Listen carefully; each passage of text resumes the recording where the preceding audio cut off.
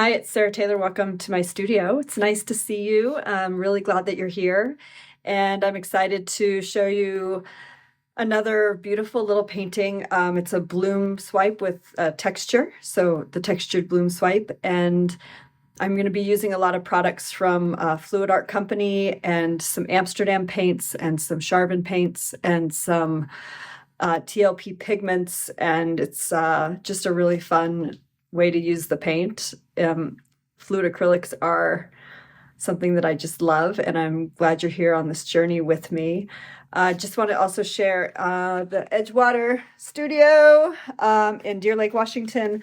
I'm doing a retreat there September 22nd through the 25th. I have some space available, so I'd love to invite you to come join us. It is I can't even describe it really. It's 3 days of painting, and we have a chef, and we're staying in these lakeside cabins, and it's really a really extraordinary experience. And I just love teaching and sharing and building community around art. So please come join, and I would love to have you there. The links are below.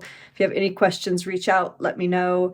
And I'm going to get you onto this canvas. It's a 12 by 12 inch deep gallery canvas. And yeah, show you what I'm up to.